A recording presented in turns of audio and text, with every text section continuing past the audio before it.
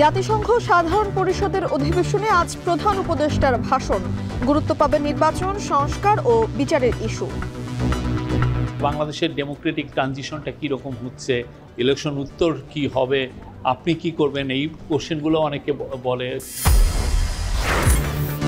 জামায়াতের পিআর ও এনসিপির শাপলার দাবি আগামী নির্বাচনে প্রভাব ফেলবে না। চাঁপাইনবাবগঞ্জে ইসি আনোয়ারুল।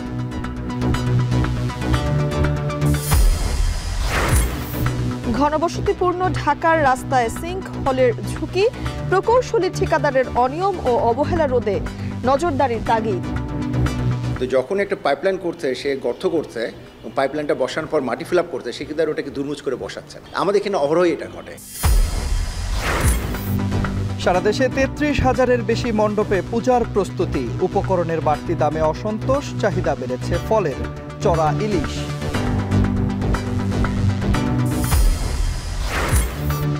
এবং রাজনীতিতে জড়িয়ে মাশরাফি সাকিবের পথেই তামিম, তাকে ব্যবহার করছে বিএনপি। একান্ত সাক্ষাৎকারে ক্রীড়া উপদেষ্টা।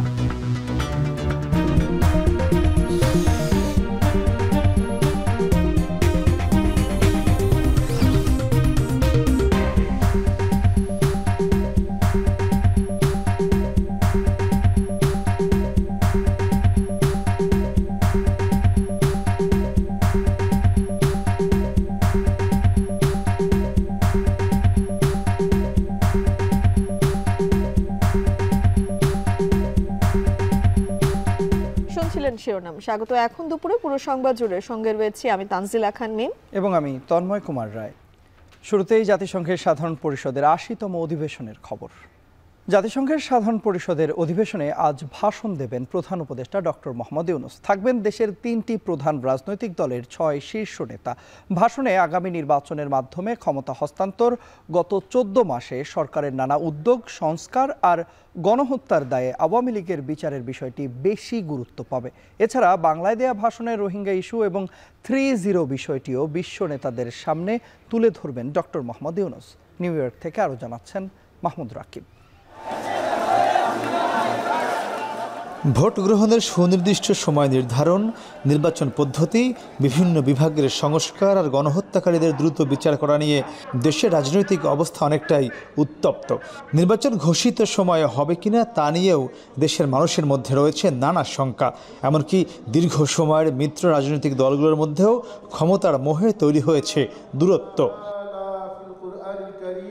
দেশের রাজনীতির যখন এমন লেজে গোবরে অবস্থা, তখন বিএনপি, জামায়াত আর এনসিপির ৬ শীর্ষ নেতাকে সাথে নিয়ে জাতিসংঘের অধিবেশনে রয়েছেন প্রধান উপদেষ্টা নোবেলজয়ী ডক্টর মোহাম্মদ ইউনূস। অধিবেশনে মূল আয়োজন ছাড়াও এখন পর্যন্ত প্রায় ২০টি দেশের রাষ্ট্রপ্রধান ও বিভিন্ন আন্তর্জাতিক সামাজিক ও অর্থনৈতিক সংস্থা প্রধানদের সাথে দ্বিপাক্ষিক ও সৌজন্য সাক্ষাতের পাশাপাশি বিভিন্ন সাইডলাইন ও হাই লেভেল আলোচনায় অংশ নিয়েছেন সরকার প্রধান ডক্টর ইউনূস, তার উপদেষ্টা পরিষদ ও সফর সঙ্গী রাজনৈতিক নেতারা। শুক্রবার জাতিসংঘ মঞ্চে বিশ্ব নেতাদের উদ্দেশ্যে ভাষণ দেবেন বাংলাদেশের সরকার প্রধান। বাংলা দেয়া ভাষণে তুলে ধরবেন তার সরকারের নেয়া উদ্যোগ ও আগামীর কর্ম পরিকল্পনা।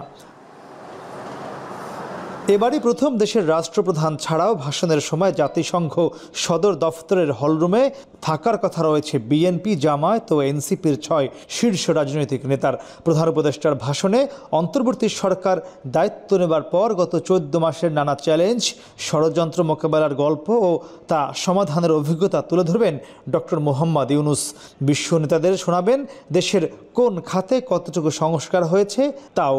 তাসনিম যারা এই ইউথ লেড এই প্রোগ্রামে এসছেন, তারা এটাই আছেন।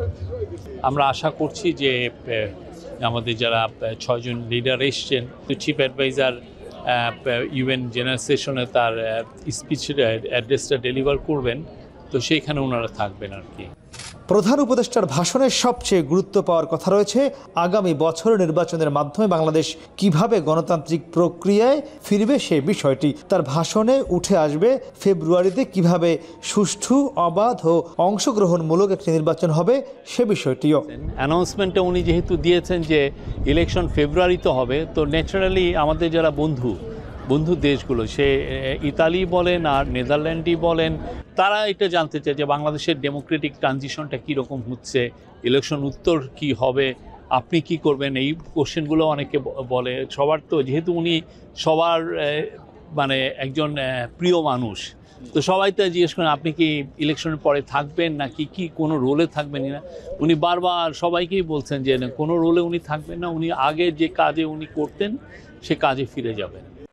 এছাড়া গণহত্যার দায়ে আওয়ামী লীগের বিচার নিশ্চিত করা, রোহিঙ্গা সংকট সমাধানের বিষয়টিও বিশ্ব নেতাদের কাছে উপস্থাপন করবেন ডক্টর মোহাম্মদ ইউনূস। হাসিনার আমলের 15 বছরে তারা বেশ কিছু ইলেকশন করেছে, সেগুলো তো আসলে ইলেকশন হয়নি, সেগুলো ফেক ইলেকশন হয়েছে। বিশ্ব নেতাদের উদ্দেশ্যে ভাষণ দেওয়ার সময় অন্তর্বর্তী সরকারের প্রতিনিধি ও রাজনৈতিক নেতা ছাড়াও যুক্তরাষ্ট্রে অবস্থানরত বাংলাদেশি ব্যবসায়ী নেতাদেরও জাতিসংঘ সদর দফতরে উপস্থিত থাকার কথা রয়েছে। বিশ্ব নেতাদের উদ্দেশ্যে দেয়া ভাষণে ডক্টর মোহাম্মদ ইউনূস এবার সবচেয়ে বেশি গুরুত্ব দিবেন বাংলাদেশের আগামী জাতীয় সংসদ নির্বাচন ইস্যুকে, যেখানে তিনি একটি অবাধ, সুষ্ঠু ও অংশগ্রহণমূলক নির্বাচন দিতে চান বলে এই ভাষণে তুলে ধরবেন। এর বাইরে গত 14 মাস এই অন্তর্বর্তী সরকার বাংলাদেশ পুনর্নির্মাণে কী উদ্যোগ গ্রহণ করেছে সে বিষয়টিও তার ভাষণে গুরুত্বসহ উঠে আসবে। তবে সব কিছু ছাপিয়ে যে বাংলাদেশের 16 কোটি মানুষ, বিএনপি, জামাত ও এনসিপির যে 6 জন শীর্ষ রাজনীতিবিদ এই জাতিসংঘে এসেছেন, সেদিকেই যে তারা তাকিয়েছে তা স্পষ্ট। মাহমুদ রাকিব, এখন জাতিসংঘ সদর দপ্তর, নিউ ইয়র্ক। বৃহৎ বিদেশি বিনিয়োগ আকর্ষণে আগামী জাতীয় নির্বাচনের আগে শ্রম খাত সংস্কারে সরকার কাজ করছে বলে জানিয়েছেন প্রধান উপদেষ্টা ডক্টর মোহাম্মদ ইউনূস। বৃহস্পতিবার নিউ ইয়র্কে জাতিসংঘে বাংলাদেশ স্থায়ী মিশনে এক আলোচনা সভায় একথা বলেন তিনি। অনুষ্ঠানে বিএনপি মহাসচিব মির্জা ফখরুল ইসলাম আলমগীর বলেন, ভবিষ্যতের যে কোনো সরকারকে এ খাতে টেকসই উন্নয়ন নিশ্চিত করতে হবে। এ সময় জামায়াতে ইসলামীর নায়েবে আমির সৈয়দ আবদুল্লাহ মোহাম্মদ তাহের গার্মেন্টস শিল্পকে কিভাবে আরও প্রতিযোগিতামূলক করা যায় সে বিষয়ে কথা বলেন। আলোচনায় কূটনীতিক, জাতিসংঘের কর্মকর্তা ও বাংলাদেশের শীর্ষ রাজনৈতিক নেতারা উপস্থিত ছিলেন।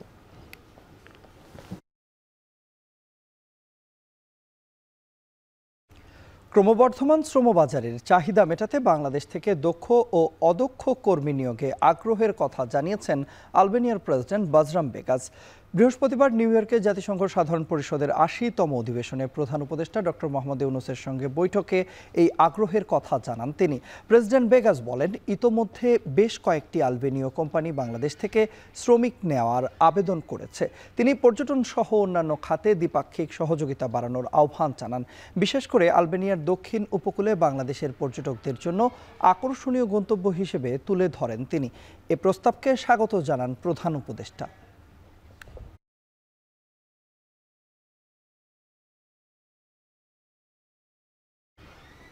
রাজধানী ও বিভাগীয় শহরের পর এবার জেলা উপজেলায় বিক্ষোভ করে পিআর পদ্ধতিতে নির্বাচন সহ 5 দফা দাবি তুলে ধরছে জামায়াতে ইসলামী।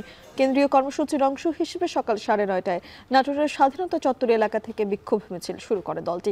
পরে শহরের প্রধান সড়ক প্রদক্ষিণ করে নেতাকর্মীরা। এর আগে শহরের স্বাধীনতা চত্বরে 5 দাবিতে সমাবেশ করে জামায়াত। এ সময় পিআর পদ্ধতি বাস্তবায়ন না হলে কোনো নির্বাচন করতে দেওয়া হবে না বলে হুঁশিয়ারি দেন বক্তারা। এদিকে একই দাবিতে কুষ্টিয়ায় বিক্ষোভ মিছিল করেছে জামায়াত। এতে অংশ নেয় জামায়াতের বিভিন্ন ইউনিটের কয়েক হাজার নেতাকর্মী।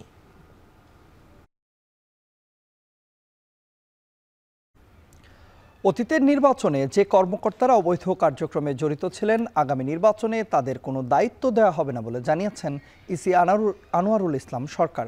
এছাড়া জামায়াতের পিআর ও এনসিপির প্রতীক জটিলতা নির্বাচনে প্রভাব ফেলবে না বলেও জানান তিনি। সকালে চাঁপাইনবাবগঞ্জের সাটু হলে নির্বাচন নিয়ে কর্মশালায় একথা বলেন তিনি। যারা অতীতের নির্বাচনের সাথে অবৈধ কাজের সাথে সংশ্লিষ্ট ছিলেন তাদেরকে আমরা নির্বাচনী দায়িত্ব থেকে দূরে রাখব, তাদেরকে নির্বাচনী দায়িত্ব পালন করতে দিব না। পিআর পদ্ধতি এবং একটি দলের প্রতীক বরাদ্দ বিষয়ক প্রশ্ন, এগুলো নির্বাচনের ক্ষেত্রে কোনো সমস্যার সৃষ্টি করবে না। ঘনবসতিপূর্ণ ঢাকার রাস্তায় অপরিকল্পিত নির্মাণ কাজে বাড়ছে সিঙ্কহোলের ঝুঁকি। তবে দেশে প্রাকৃতিকভাবে সিঙ্কহোল হওয়ার আশঙ্কা নেই। ঠিকাদারের অনিয়ম ও প্রকৌশলীদের অবহেলা রোধ করা গেলে ঢাকার রাস্তায় সিঙ্কহোল হওয়ার ঝুঁকি দূর করা সম্ভব বলে মনে করেন বিশ্লেষকরা। বিস্তারিত জানাবেন আরিফ হোসেন। 2019 সালের 13 সেপ্টেম্বর সকালে হুট করে সুন্দরবন হোটেলের সীমানা প্রাচীর ও বীরুত্তম সিআর দত্ত সড়কের একাংশ ভেঙে পড়ে। এ ঘটনায় ক্ষতিগ্রস্ত হয় রাজধানীর সুন্দরবন হোটেল। সিঙ্কহোলের ধরন বিশ্লেষণ করলে ঘটনা একই রকম। তখন সিঙ্কহোলের বিষয়টি বাংলাদেশের মানুষের কাছে অজানা। পরে ধানমন্ডির একটি সড়কে হুট করেই রাস্তা ধসে পড়ে। সে ঘটনায়ও হতাহত হয়নি কেউ। তবে সেই ঘটনার মাধ্যমে বাংলাদেশের মানুষের কাছে পরিচিতি পায় সিঙ্কহোল।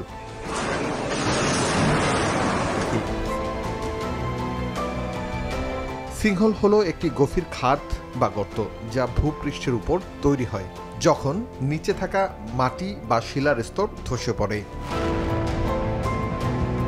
সাম্প্রতিক সময়ে থাইল্যান্ডের রাজধানী ব্যাংককে একটি হাসপাতালের সামনের সড়কে হুট করে তৈরি হয় সিঙ্কহোল। এ ঘটনায় হতাহতের খবর পাওয়া যায়নি এখনো। তবে প্রশ্ন, রাজধানী ঢাকার সড়ক নিয়ে যদি এমন ঘটনা বাংলাদেশের রাজধানী ঢাকায় হয়, তাহলে হতাহতের সংখ্যা চিন্তা করেই আটকে ওঠে অনেকে। কি বলছে বিশ্লেষকরা? সিঙ্কহোল দুই রকম হয়, একটা হচ্ছে ন্যাচারাল, সাধারণত ডোলোমাইট বা এই ধরনের জিওলজিক ফেনোমেনা হয়, আরেকটা হচ্ছে আমরা আর্টিফিশিয়াল অর্থাৎ ম্যানমেড সিঙ্কহোল। থাইল্যান্ডের যেটা আমার মনে হলো যে ম্যানমেড সিঙ্কহোল, কারণ ওখানে একটা আন্ডারগ্রাউন্ড টানেল করছিল এবং সাধারণত এই ধরনের আন্ডারগ্রাউন্ড টানেল করলে আশেপাশে যদি কোনো পানির ফ্লো থাকে, তার আগে যেটা করা হয় যে আশেপাশে মাটির মধ্যে সিমেন্ট ঢুকিয়ে দিয়ে এই সিমেন্ট ইনজেক্ট করে ওটাকে গ্রাউটিং করে দেওয়া হয়, যাতে টানেলটা স্মুথলি সামনে আগাতে পারে। এখানে আমার যেটা ধারণা যে একটা সাধারণত টানেলগুলো 11 মিটার হয়, আন্ডারগ্রাউন্ড টানেলগুলো, তো 11 মিটার বা 10 মিটার টানেল সাইজ যখন এগিয়ে যায়, ওখানে যদি মাটি খারাপ থাকে এবং পানির যদি ওখানে উৎস থাকে, তখন যদি কোনোভাবে এটাকে শক্ত না করে আগে, তখন কিন্তু এই ধরনের ঘটনা ঘটতেই পারে। কারণ অতীতে আমরা দেখি নেই যে বাংলাদেশেও সিঙ্কহোলের ওরকম হিস্ট্রি, মানে ন্যাচারাল সিঙ্কহোলের হিস্ট্রি নেই, থাইল্যান্ডও আমি খুঁটি শুনি নেই। সরকারি প্রকৌশলীদের নজরদারি ও ঠিকাদারদের দুর্নীতি কমানো গেলে বাংলাদেশে এই ধরনের ঘটনা রোধ করা সম্ভব বলে মনে করেন বুয়েটের এই প্রকৌশলী। বাংলাদেশের যেটা হচ্ছে আমাদের যে অর্থনৈতিক অবস্থা এবং আমাদের যে কন্ট্রাক্টরদের যে কালচার, দেখা যায় কোনো এই ধরনের যদি পাইপলাইন লে করে বা কোনো যদি গ্যাস লাইন মাটির আন্ডারগ্রাউন্ডের লেআউট করা হয়, দেখা যায় অরিজিনাল মাটি তো শক্ত থাকে, ঢাকার অরিজিনাল মাটি কিন্তু খুবই শক্ত, কিন্তু যখন একটা পাইপলাইন করছে, সে গর্ত করছে এবং পাইপলাইনটা বসানোর পর মাটি ফিল আপ করছে, সে কিন্তু আর ওটাকে দুর্মুজ করে বসাচ্ছে না। জিগাতলার ওইখানে কিন্তু গত বছর এই ধরনের একটা ঘটনা ঘটেছিল। তো ওইটার নিচে কিন্তু যেটা আমরা তখন ছবি দেখে দেখেছিলাম যে ওটা আসলে ন্যাচারালি কোনো সিঙ্কহোল না, ওটা হচ্ছে ম্যানমেড একটা কনস্ট্রাকশন হয়েছিল, সেটা ঠিকমতো দুর্মুজ করেন মাটিটা দেবে। আমাদের এখানে অহরহই এটা ঘটে। নির্মাণ কাজের ত্রুটি রোধ করতে থার্ড পার্টি প্রকৌশলী প্রতিষ্ঠান নিয়োগ দেওয়া গেলে এ ধরনের ঘটনা এড়ানো যেতে পারে বলে মন্তব্য বিশেষজ্ঞদের। আরিফ হোসেন, এখন, ঢাকা। রাজনীতিতে জড়িয়ে সাকিব মাশরাফির পথে এগোচ্ছেন তামিম ইকবাল। বিএনপি তামিমকে ব্যবহার করছে, এখন টেলিভিশনকে দেয়া একান্ত সাক্ষাৎকারে জানিয়েছেন ক্রীড়া উপদেষ্টা আসিফ মাহমুদ সজীব ভুঁইয়া। আসন্ন বিসিবি নির্বাচনে বুলবুলকেই এগিয়ে রাখছেন তিনি। তবে সরকারি হস্তক্ষেপের কথা বলে আইসিসির নিষেধাজ্ঞার ভয় দেখানোর বিষয়টিকে উড়িয়ে দিয়েছেন ক্রীড়া উপদেষ্টা। আরিফুল ইসলাম সাহাবের নেয়া সাক্ষাৎকারের প্রথম পর্ব দেখুন আজ। শ্রীলঙ্কান কিংবদন্তি সনাত জয়াসুরিয়া একসময় রাজনীতির সঙ্গে ওতপ্রোতভাবে জড়িত ছিলেন। পরবর্তীতে সেই ভুল তার ভেঙেছে। বাংলাদেশের দুই ক্রিকেট কিংবদন্তি মাশরাফি সাকিবদের ভুল ভেঙেছে কিনা সেই উত্তর অজানা, তবে তাদের পরিণতি দৃশ্যমান। রাজনীতিতে জড়িয়ে নায়ক থেকে ভিলেনে পরিণত হয়েছেন তারা। জেনে শুনে তামিম ইকবালও কি সেই একই পথে হাঁটছেন? সাকিব আল হাসান এবং মাশরাফি বিন মুর্তজা, যারা দুইজন রাজনীতিতে সরাসরি খেলোয়াড় অবস্থায় জড়িত হয়েছেন, এমপি হয়েছেন, তাদের পরিণতি বা তাদের ওইখানে জয়েন করার কারণে যে পরিবেশ হয়েছে, তারপরে মোটামুটি এটা একটা পিপলস কনসেনসাস। বিএনপির একজন সাবেক এমপি এবং সাবেক বিসিবির প্রেসিডেন্ট, তিনি সরাসরি বলছেন যে তামিম ইকবাল আমাদের প্রার্থী বিএনপির। যাদের বাংলাদেশকে আরও অনেক কিছু হয়তো দেওয়ার ছিল, তাদেরকে আমরা অকালে হারিয়েছি রাজনীতিতে যুক্ত হওয়ার কারণে, এবং আমরা আরও কয়েকজনকে ভবিষ্যতে হারাতে যাচ্ছি সেটা, এবং বাংলাদেশের ফ্যানরা কিন্তু এটা খুব ভালোভাবে নেয় নাই। এরই মধ্যে বিসিবি নির্বাচনকে ঘিরে উত্তাল দেশের ক্রিকেট। বিভিন্ন জেলা ও বিভাগীয় ক্রীড়া সংস্থায় অ্যাডহক কমিটি থেকে কাউন্সিলর মনোনয়ন দিতে বর্তমান সভাপতি আমিনুল ইসলাম বুলবুলের পাঠানো চিঠি নিয়ে হয়েছে তুলকালাম কাণ্ড, যেটি গড়িয়েছে আদালতেও। এসবকে নোংরামি, স্বেচ্ছাচারিতা আর ক্ষমতার অপব্যবহার বলে মন্তব্য করেছেন তামিম ইকবাল। অভিযোগ উঠেছে সরকারি হস্তক্ষেপেরও। সব অভিযোগের জবাব দিলেন আসিফ মাহমুদ। কোর্ট তো বিসিবি সভাপতির যে চিঠি সেটাকে বৈধ বলেই নির্দেশনা দিয়েছে। তো সেখানে আমাদের আসলে আর এই বিষয়টা অলরেডি ডিসাইডেড বাই হাইকোর্ট। 2 দফায় পেছানো হলেও তো 2য় দফায় পেছানোর পরেও অধিকাংশ ক্লাবের কাউন্সিলর এসছে কিন্তু। তো যারা অভিযোগ করছেন তারাও তো ওই পেছানোর টাইমটাকে কাজে লাগিয়েছেন এবং কাউন্সিলর পাঠিয়েছেন। হস্তক্ষেপটা কোথায় এটা তো বলতে হবে। আপনি যদি আমার রুটিন কার্যক্রমকে হস্তক্ষেপ বলেন, আমার একজন আন্ডার কমান্ড, তার সাথে আমি কিংবা আমার সেক্রেটারি, মন্ত্রণালয়ের সেক্রেটারি বা মন্ত্রণালয়ের আরও কোনো ঊর্ধ্বতন কর্মকর্তা সে যোগাযোগ করতে পারবে না, এটা কোন কনস্টিটিউশনে লেখা আছে? এরকম হাস্যকর অভিযোগ আসলে জনসম্মুখে নিয়ে আসে নিজেদেরকেও হাসির পাত্রে পরিণত করা উচিত না। নিয়মতান্ত্রিক ভাবে যদি আপনার মনে হয় যে ওকে নির্বাচনটা সুষ্ঠু হয় নাই বা হচ্ছে না, আপনি কোর্টে আপনারা গেছেন, আপনি আইসিসির কাছে যেতে পারেন। সব এখন তো দেশে তো আইনের শাসন আছে, আর কিন্তু আপনি বলতেছেন আমি দখল করব, আমি ঘেরাও দেব। তো these are not Democratic spirit.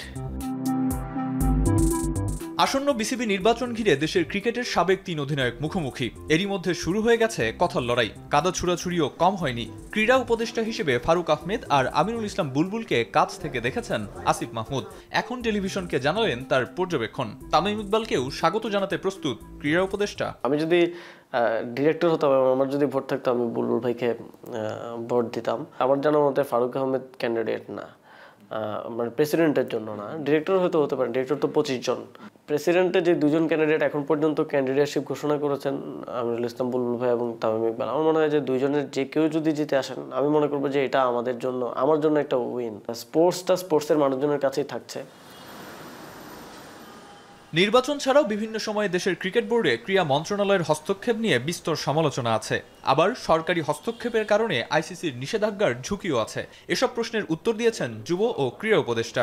আমরা তো 1 বছর ধরে কাজ করতেছি, আমাদেরও তো কমিউনিকেশন আছে with ICC and Asian cricket council সবার সাথে। তো আমাদের মনে হচ্ছে যে এটা অনেকটা আসলে জুজুর ভয়ে দেখিয়ে রাখা হয় সবসময়, যে যারা ওই জিনিসগুলো কন্ট্রোল করে তারা এক ধরনের সবাইকে দূরে রাখার জন্য যে আইসিসি নিষেধাজ্ঞা দিবে এই করবে। যখন আমরা প্রথম আসলাম তখন আপনারা জানেন যে বিসিবির প্রেসিডেন্ট, তখনকার প্রেসিডেন্ট পলাতক, তখনও বলা হচ্ছিল যে প্রেসিডেন্টকে সরিয়ে দিলে আইসিসির নিষেধাজ্ঞা আসতে পারে। আসলে এইখানে আপনি যদি প্রপারলি কমিউনিকেট করতে পারেন যে why you are doing that, এবং এটা যদি তার গাইডলাইনের মধ্যে থাকে, তাহলে শুধু নিষেধাজ্ঞা দেওয়ার তো কোনো কারণ নেই। রাজনীতি, নির্বাচন, ক্ষমতা প্রসঙ্গগুলো আসলেই অনিয়ম কিংবা বিতর্ক চিরন্তন। তবে নতুন বাংলাদেশের স্বপ্নে আলোচনা, অংশগ্রহণ আর সুপরিকল্পনায় কেটে যাক সকল প্রতিবন্ধকতা, যেখানে গুরুত্বপূর্ণ ভূমিকা পালন করবে ক্রীড়াঙ্গন। আরিফুল ইসলাম সাহাব, এখন, ঢাকা। সারা দেশে এবার মোট 33,355টি মণ্ডপে শারদীয় দুর্গাপূজা অনুষ্ঠিত হবে বলে জানিয়েছে মহানগর সার্বজনীন পূজা কমিটি ও জাতীয় পূজা উদযাপন পরিষদ। সকালে রাজধানীর ঢাকেশ্বরী জাতীয় মন্দিরে সংবাদ সম্মেলনে জানানো হয়, শুধু ঢাকা মহানগরী পূজা অনুষ্ঠিত হবে 259টি মণ্ডপে, যা আগের বছরের চেয়ে 7টি বেশি। তারা অভিযোগ করেন, পূজা প্রস্তুতির মধ্যেই দেশের 13টি জেলায় প্রতিমা ও মন্দিরে হামলার ঘটনা ঘটেছে। তবে পরিস্থিতি নিয়ন্ত্রণে নিতে এরই মধ্যে আইনশৃঙ্খলা রক্ষাকারী বাহিনী কঠোর নিরাপত্তা ব্যবস্থা গ্রহণ করেছে।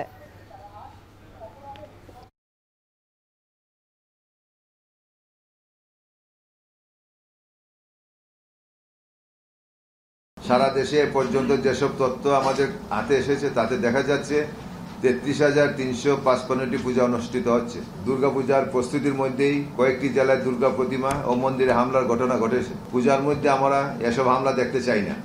শুধু আইন শৃঙ্খলা বাহিনীর পদক্ষেপই নয়, রাষ্ট্রীয় আলোকিত চেতনা, সামাজিক প্রতিরোধের মাধ্যমে এই সহিংসতার অবসান ঘটাতে হবে। আগামী রোববার থেকে শুরু হচ্ছে সনাতন ধর্মাবলম্বীদের সবচেয়ে বড় ধর্মীয় উৎসব শারদীয় দুর্গাপূজা। পূজাকে ঘিরে শহরের শপিং মল, বিপণী বিতান এবং হাট বাজারে চলছে কেনাকাটার ব্যস্ততা। তবে পূজার সাজসজ্জা সহ প্রায় সব উপকরণের দাম বাড়ায় বিপাকে সাধারণ ক্রেতারা। ব্যবসায়ীরা বলছেন, বাজার মনিটরিংয়ের অভাব আর মূল্যস্ফীতির কারণে বেড়েছে উৎসবের খরচ। আরও জানাচ্ছেন সন্দীপন শুভ, ছবি তুলেছেন সেলিম মিয়া।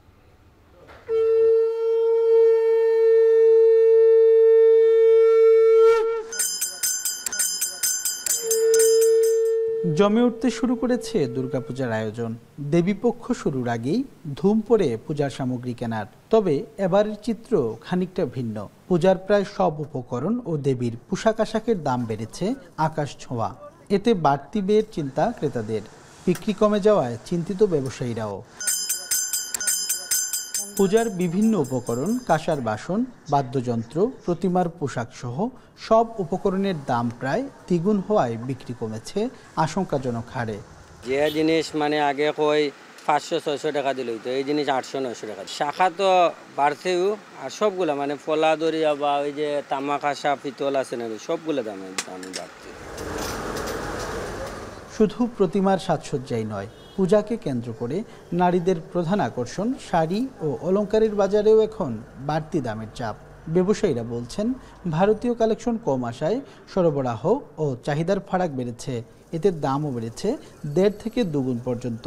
ওটাই বেশি লাগে, তারপরেও আমরা মনে করেন ইয়ে করিয়া লইরাম আর কি। মাকে এবং বাবাকে নিয়ে আসছি পূজা শপিং করতে এবং তাদের জন্য ভরপুর কেনাকাটা করছি। এবার আসলে ভারতের যে কালেকশনগুলো খুবই কম, আমরা দেশি পণ্য সবচেয়ে বেশি বিক্রি হয়। এলসি মানে কম হতে মাল দাম বাড়ছে। কাস্টমাররা তো মানে লাস্টের দিকে সবাই আসে, এখনো বোঝা যাচ্ছে না, তো যতটুকু পাচ্ছি মানে মোটামুটি ভালোই।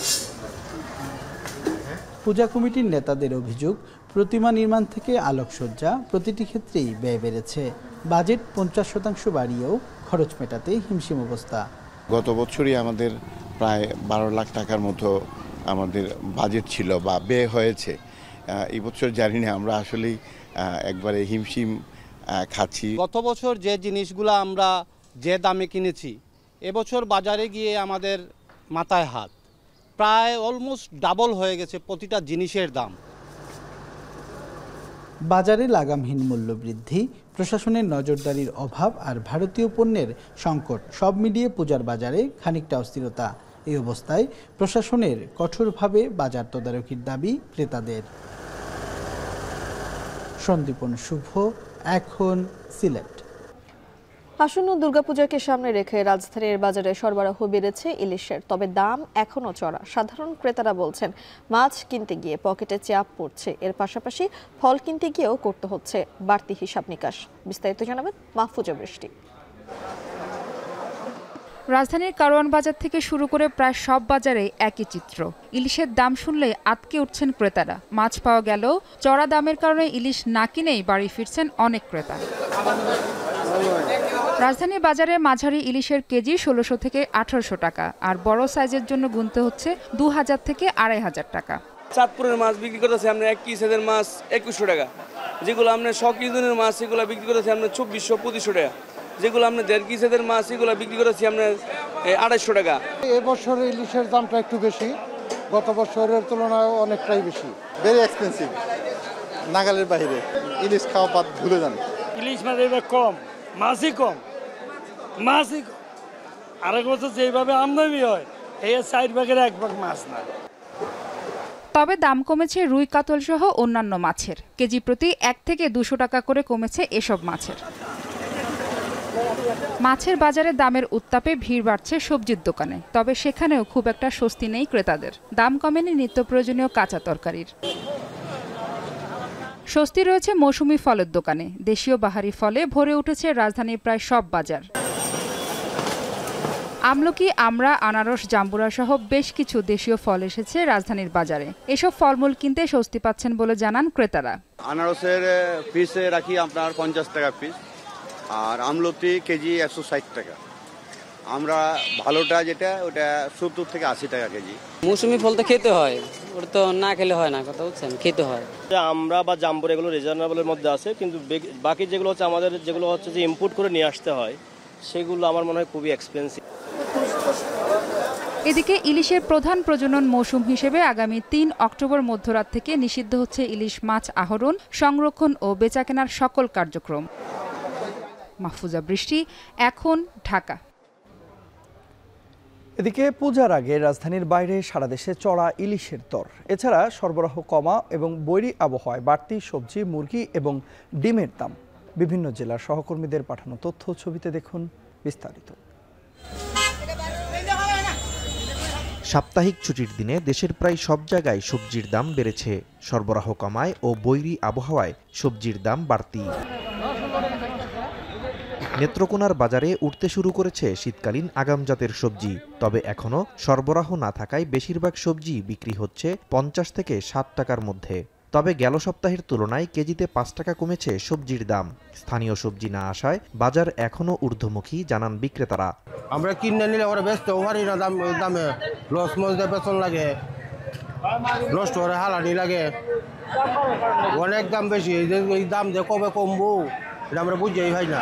তো বর্তমানে যে পরিস্থিতি, আমাদের লোকাল কোনো মাল এখনো আমদানি হয় নাই, যে কারণে বাহিরে যেগুলো আসতেছে এগুলো দিয়ে বাজার চলতেছে।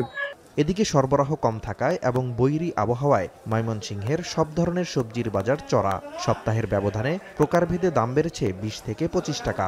ফুটবটি 100 টাকা ব্যস্ত আছে, ঝিঙ্গা ব্যস্ত 60 টাকা কেজি, এটা ব্যস্ত 100 দাম ভাই, ফলন নাই। এদিকে চট্টগ্রামের বাজারে পূজার আগে চড়া ইলিশ সহ অন্যান্য মাছের দাম।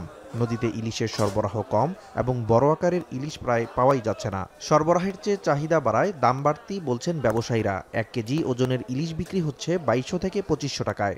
কাস্টমার বাড়লে চাহিদা বাড়বে, চাহিদা বাড়লে দাম বাড়বে। এখানে অন্যান্য বাজারের তুলনায় এখানে দামটা একটু বেশি প্রত্যেকটা আইটেমে। এদিকে বগুড়ায় বাড়তি মুরগি ও ডিমের দাম বাড়ায় অস্বস্তিতে ক্রেতারা।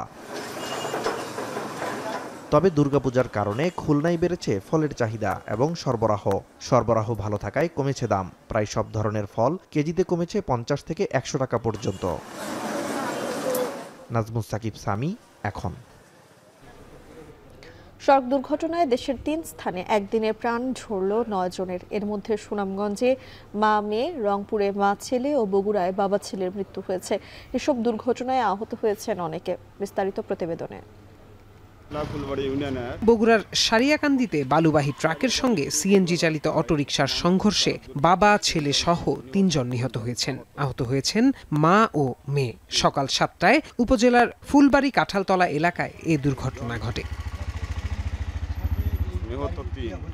পুলিশ জানায় দুর্গাপূজার ছুটিতে পরিবার নিয়ে বিপুল বগুড়া থেকে সিএনজি যোগে নারচি গ্রামে যাচ্ছিলেন। পরে বিপরীত থেকে আসা বালুবাহী ট্রাকের সঙ্গে তাদের অটোরিকশার সংঘর্ষ হয়। ঘটনাস্থলেই চালক শুকুর আলী মারা যান। পরে শহীদ জিয়াউর রহমান মেডিকেল কলেজ হাসপাতালে চিকিৎসাধীন অবস্থায় বাবা বিপুল ও তার ছেলের মৃত্যু হয়। রংপুরে পিকআপ এবং বালু বোঝাই ট্রাকের সংঘর্ষে মা ও ছেলে সহ 3 জন নিহত হয়েছেন। এই ঘটনায় আহত হয়েছেন আরও 1 জন। ভোরে রংপুর ঢাকা মহাসড়কের দমদমা এলাকায় এই দুর্ঘটনা ঘটে। নিহতরা সবাই পিকআপের যাত্রী। পুলিশ জানায় দমদমা ব্রিজের উত্তরে মহাসড়কের ওপর মালবাহী পিকআপ ইউটার্ন নেয়ার সময় ঢাকাগামী বালুর ট্রাকের সঙ্গে সংঘর্ষ হয়। ঘটনাস্থলেই মৃত্যু হয় 3 জনের। দুর্ঘটনার শিকার 2টি গাড়িকেই আটক করেছে পুলিশ। এদিকে সুনামগঞ্জে পিকআপ সিএনজি মুখোমুখি সংঘর্ষে মা মেয়ে সহ 3 জনের মৃত্যু হয়েছে। সকালে শান্তিগঞ্জ উপজেলার সুনামগঞ্জ সিলেট মহাসড়কের পাগলা বাজার এলাকায় এই দুর্ঘটনা ঘটে। পুলিশ জানায় সুনামগঞ্জ থেকে সিএনজিটি সিলেটের দিকে যাচ্ছিল। এ সময় পাগলা বাজার এলাকায় পৌঁছালে পিকআপের সঙ্গে মুখোমুখি সংঘর্ষ হয়। ঘটনাস্থলেই মৃত্যু হয় সিএনজি চালক ও 1 যাত্রীর। এই ঘটনায় পিকআপের চালককে আটক করেছে পুলিশ। প্রত্যয় দাস, এখন। অধ্যুষিত পশ্চিম তীরের দখল কোনোভাবেই ইসরায়েলের হাতে দেয়া হবে না। বৃহস্পতিবার হোয়াইট হাউসের ওভাল অফিসে সাংবাদিকদের সঙ্গে কথা বলেন মার্কিন প্রেসিডেন্ট ডোনাল্ড ট্রাম্প। ইসরায়েলি প্রধানমন্ত্রী বেনিয়ামিন নেতানিয়াহু এবং বিশ্ব মুসলিম নেতাদের সঙ্গে আলোচনার পর এমন মন্তব্য তার। তবে ট্রাম্পের প্রতিশ্রুতি বাস্তবায়ন নিয়ে শঙ্কা রয়েছে বিশ্লেষকদের। আরও জানাচ্ছেন জাহানারা ভূঁইয়া। জাতিসংঘ অধিবেশন থেকে ফিরে গাজা যুদ্ধ বন্ধে বেশ তৎপর দেখা যাচ্ছে মার্কিন প্রেসিডেন্ট ডোনাল্ড ট্রাম্পকে। এই ইস্যুতে জাতিসংঘ অধিবেশনের সাইডলাইনে মুসলিম নেতাদের সঙ্গে বৈঠকের পর এবার আলোচনা করেছেন ইসরায়েলি প্রধানমন্ত্রী বেনিয়ামিন নেতানিয়াহুর সঙ্গেও। দুপক্ষের সঙ্গে আলাপের পর হোয়াইট হাউসের ওভাল অফিসে সাংবাদিকদের ট্রাম্প জানিয়েছেন ইসরায়েলকে কোনোভাবে অধ্যুষিত পশ্চিম তীরের দখল নিতে দেবেন না তিনি। Really good talks today on Gaza with both the Middle East representatives and kings and all of the top leaders in the Middle East, and we had also a very good conversation with Bibi Netanyahu trying to get the hostages back, and we're trying to get the end of the Gaza situation. It's really bad, very bad. and we think it could happen. Maybe it could happen pretty soon. We want the hostages back. We want the bodies back. তবে Trump তার প্রতিশ্রুতিতে কতদিন অনড় থাকবেন তাই এখন বড় প্রশ্ন হয়ে দাঁড়িয়েছে। বিশ্লেষকদের মতে ট্রাম্প ইসরায়েলের হাত থেকে পশ্চিম তীরের রক্ষায় বিস্তারিত কোনো পদক্ষেপের কথা উল্লেখ করেনি। সেক্ষেত্রে ট্রাম্প আদৌ তার কথা রাখবেন কিনা সে বিষয়ে নিশ্চিত করে বলা যাচ্ছে না। ট্রাম্পের যুদ্ধবিরতি প্রচেষ্টার মধ্যেই গাজা সিটিতে হামলা অব্যাহত রেখেছে ইসরায়েল। সাধারণ মানুষের পাশাপাশি এবার সেখানকার স্বাস্থ্যসেবা কেন্দ্রগুলো টার্গেট করে হামলা চালাচ্ছে আইডিএফ। মাটির সঙ্গে গুঁড়িয়ে দিয়েছে বহুতল হাসপাতাল, এতে করে ভেঙে পড়েছে পুরো শহরের স্বাস্থ্যসেবা। دمرت جميع مراكز الإغاثة الطبية الثابتة في مدينة غزة للأسف الشديد، مما أدى إلى توقف الخدمة الصحية. وهلقيتها في الوقت الحالي كانت بتجيب مية للسكان، كانت فيها رعاية صحية. في الوقت الحالي أغلب السكان اللي في المنطقة أغلبهم بيطلعوا। গাজায় এই নারকীয় হত্যাকাণ্ডের জেরে ইউরোপের দেশগুলো থেকে বেশ চাপে পড়েছেন ইসরায়েলি প্রধানমন্ত্রী বেনিয়ামিন নেতানিয়াহু। আরও একবার যার প্রমাণ মেলে যুক্তরাষ্ট্র সফরে যাওয়ার সময় নেতানিয়াহুর অস্বাভাবিক ফ্লাইট রুট দেখলেই। জাতিসংঘ অধিবেশনে যোগ দিতে তেল আবিব থেকে নিউ ইয়র্কের উদ্দেশ্যে রওনা দেওয়া নেতানিয়াহুর বহনকারী উড়োজাহাজটি ইউরোপের দেশগুলোর আকাশসীমা এড়িয়ে ভূমধ্যসাগর দিয়ে যায়। মূলত আন্তর্জাতিক অপরাধ আদালতের যুদ্ধাপরাধের অভিযোগে গ্রেপ্তারি পরোয়ানা থেকে বাঁচতেই এই পথ অনুসরণ করেন নেতানিয়াহু। এদিকে সুইডিশ পরিবেশবিদ গ্রেটা থুনবার্গের নেতৃত্বে ফিলিস্তিনিদের জন্য ত্রাণবাহী ফ্রিডম ফ্লোটিলার নৌবহর এরই মধ্যে ফ্রান্সে পৌঁছেছে। ফিলিস্তিনিদের মুখে খাবার তুলে দিতে এ নিয়ে তৃতীয়বারের মতো গাজার উদ্দেশ্যে ছুটে চলছে এই নৌবহর। যদিও এবারও তাদের কোনো ত্রাণ গাজায় পৌঁছাতে দেওয়া হবে না বলে হুঁশিয়ারি ইসরায়েলের। ইসরায়েলের একের পর এক হুঁশিয়ারিতে হুমকির মুখে ফ্রিডম ফ্লোটিলার জাহাজে থাকা মানবাধিকার কর্মীরা। তবে এবারের যাত্রাতেও কোনোভাবে পিছু হটবে না বলে সাফ জানিয়ে দিয়েছেন নৌবহরের কর্ণধার। I'm scared of a world that has seemingly lost all sense of humanity, and what we are doing here is trying to show that there is still some humanity left, that there are still people willing to step up when all other means fail. But this is a last resort. This mission should not have to exist. Greta Thunberg সহ পুরো নৌবহরের নিরাপত্তায় এর মধ্যে যুদ্ধজাহাজ পাঠিয়েছে Spain ও Italy. শুক্রবার ভোরে কার্টেজানা বন্দর থেকে রওনা দেয় স্পেনের জাহাজটি। জাহানারা ভুঁইয়া, এখন বিশ্ব। হারানো ভূখণ্ডে ইউক্রেনের পুনরুদ্ধারের সুযোগ রয়েছে বলে আবারও মন্তব্য করেছেন ট্রাম্প। এ সময় তিনি রাশিয়ার কর্মকাণ্ডের উপর বিরক্তি প্রকাশ করেন। ডেনমার্কের আকাশে আবারও রহস্যময় ড্রোনের উপস্থিতির জন্য মস্কোর দিকে সন্দেহের আঙুল তুলেছে জার্মানি। এদিকে বারবার আকাশ সীমা লঙ্ঘনের ঘটনায় সতর্ক অবস্থানে ন্যাটো দেশগুলো। যদিও রাশিয়ার অভিযোগ ইউক্রেনকে যুদ্ধে উস্কে দিচ্ছে ন্যাটো ও ইউরোপীয় ইউনিয়ন। মস্কোতে অনুষ্ঠিত বিশ্ব পরমাণু সপ্তাহ উপলক্ষে আণবিক সংস্থার প্রধান সহ বেলারুশ, মিয়ানমার সহ বেশ কয়েকটি দেশের নেতাদের সঙ্গে বৈঠক করেন পুতিন। বিস্তারিত জানাচ্ছেন তানভীর জনি। আবারও রাশিয়া এবং পুতিনের উপর বিরক্তি প্রকাশ করলেন মার্কিন প্রেসিডেন্ট ডোনাল্ড ট্রাম্প। ওভাল অফিসে এক সংবাদ সম্মেলনে ট্রাম্প জানান, রাশিয়ার সাম্প্রতিক কর্মকাণ্ডে তিনি খুবই অসন্তুষ্ট। রাশিয়ার কাছে হারানো ভূখণ্ড ইউক্রেনের পুনরুদ্ধারের সুযোগ রয়েছে বলেও মন্তব্য করেন তিনি। I'm very dissatisfied with what Russia is doing and what President Putin is doing. I haven't liked it at all. He's killing people for no reason whatsoever. এদিকে লিথুনিয়া, পোল্যান্ড, এস্তোনিয়ার পর নেটোভুক্ত আরেক দেশ ডেনমার্কের আকাশসীমা লঙ্ঘনের অভিযোগ উঠেছে রাশিয়ার বিরুদ্ধে। বৃহস্পতিবার রহস্যময়ী ড্রোনের উপস্থিতির পর সাময়িকভাবে বন্ধ করে দেওয়া হয় ডেনমার্কের দুটি বিমানবন্দর। শুক্রবার নতুন করে তাদের আকাশসীমায় আবারও রহস্যময়ী ড্রোনের উপস্থিতি পাওয়া গেছে। এসব ঘটনায় অভিযোগের তীর এখন রাশিয়ার দিকে। জার্মানির প্রতিরক্ষামন্ত্রী জানান, এগুলো স্পষ্টতই পুতিনের কৌশলের অংশ। ইউরোপের আকাশসীমা দুর্বল প্রমাণ করার চেষ্টা করছে মস্কো। আকাশসীমায় ড্রোন অনুপ্রবেশের ধারাবাহিক ঘটনায় ইউরোপের পূর্ব প্রান্তের চারপাশে প্রতিরক্ষা জোরদার করেছে নেটো জোট। এরই অংশ হিসেবে লিথুনিয়ায় অস্থায়ীভাবে একটি সতর্কতা ও নিয়ন্ত্রণ বিমান মোতায়েন করেছে তুরস্ক।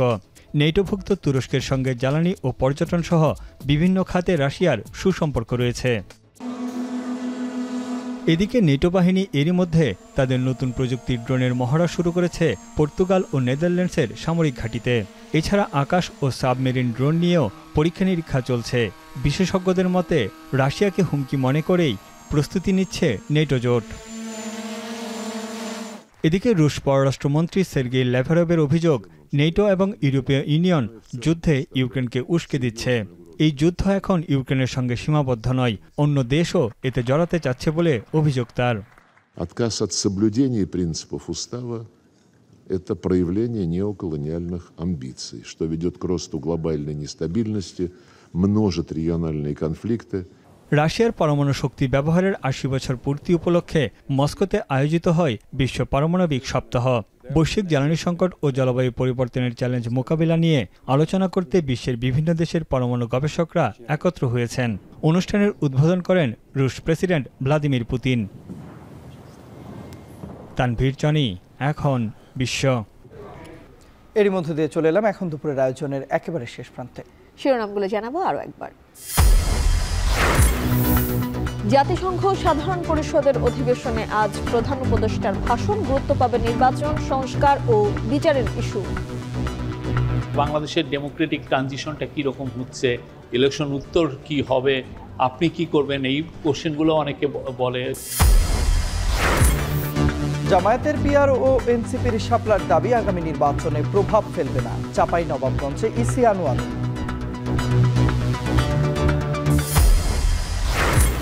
ঘনবসতিপূর্ণ ঢাকার রাস্তায় সিঙ্কহোলের ঝুঁকি, প্রকৌশলী ঠিকাদারের অনিয়ম ও অবহেলা রোধে নজরদারির তাগিদ। তো যখন একটা পাইপলাইন করছে, সে গর্ত করছে, পাইপলাইনটা বসানোর পর মাটি ফিল আপ করছে, সে কিন্তু আর ওটাকে দুর্মুজ করে বসাচ্ছে না। আমাদের এখানে অহরহই এটা ঘটে। সারা দেশে ৩৩,০০০-এর বেশি মণ্ডপে পূজার প্রস্তুতি, উপকরণের বাড়তি দামে অসন্তোষ, চাহিদা বেড়েছে ফলের, চড়া ইলিশ। এবং রাজনীতিতে জড়িয়ে মাশরাফি সাকিবের পথেই তামিম, তাকে ব্যবহার করছে বিএনপি, একান্ত সাক্ষাৎকারে ক্রীড়া উপদেষ্টা। এই ছিল এখন দুপুরে। এখন টেলিভিশন ওয়েবসাইটে দেখুন www.ekon.tv এই লিংকে। ফেসবুকে দেখুন facebook.com/tv.ekon আর ইউটিউবে দেখুন youtube.com/c/ekontv।